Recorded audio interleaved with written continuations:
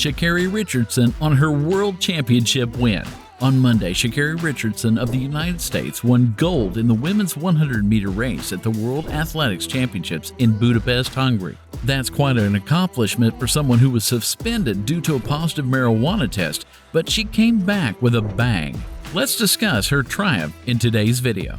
Track and field had been looking for a way to break back into the mainstream since Usain Bolt retired his size 13 spikes. In Budapest, it hit the jackpot after 10.65 extraordinary seconds. It came in the form of 23-year-old shacarri Richardson, the sport's most flamboyant, brilliant, and controversial talent in years, who powered home from lane 9 to win a thrilling first 100-meter world title. Nobody has ever questioned the American's talent or star power, given her 2.4 million Instagram followers.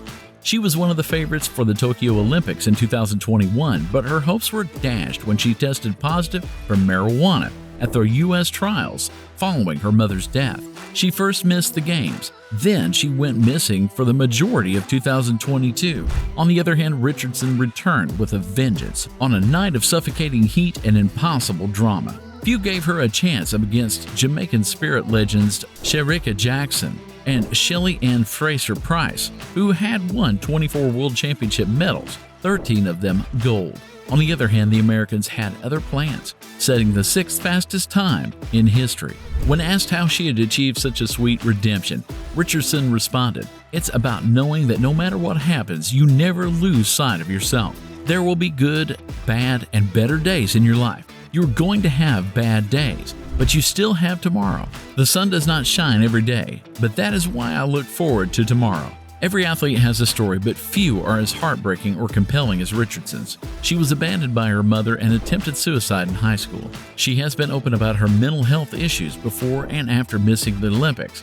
It has added to her many accomplishments, including a string of college titles and now this performance. While Richardson's many fans celebrate her comeback, her detractors point out her spiky personality, which led to her being thrown off a plane earlier this year, or her association with her coach, Dennis Mitchell, who was banned for 2 years in 1998 after testing positive for testosterone.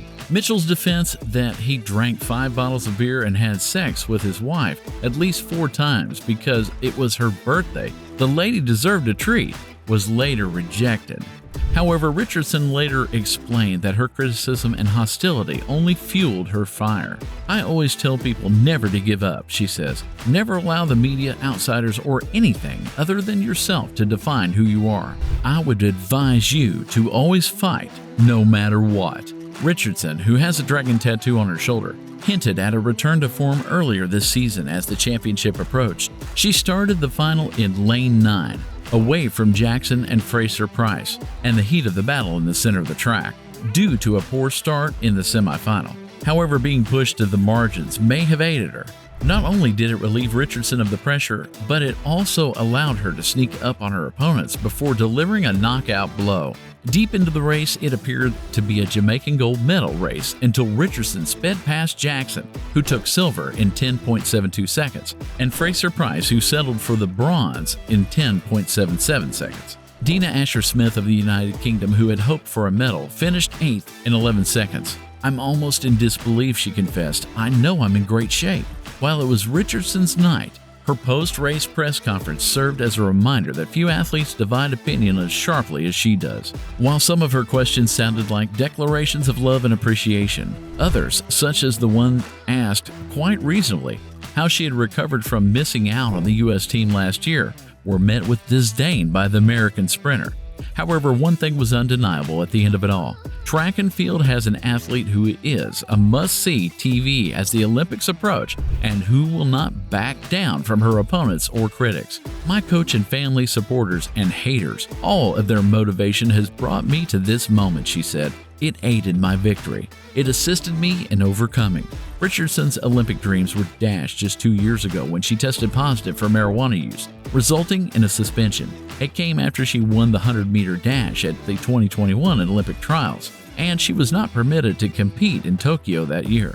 With the 2024 Paris Games ahead, the performance, which appeared to stun Richardson as she crossed the finish line, had the 23-year-old at the top of women's sprinting. Richardson's lane position is unusual for the race win, but she ran 10.84 seconds in her semifinal heat after a slow start, which she isn't used to doing. She finished third, trailed only by Jackson and Marie-Josée Taillou of the Ivory Coast. Richardson had to wait to see if the other semifinal heat had faster times, which would have eliminated her from the final race. But she made it to the final, and despite her bad lane position, she made the most of it. Richardson was overcome with emotion, sending a kiss to the sky while wearing an American flag and her gold medal around her neck.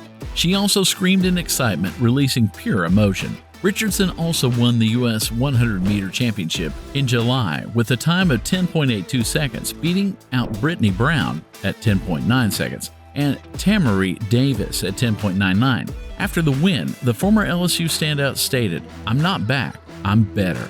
What an evening, what a competitor, what a tale.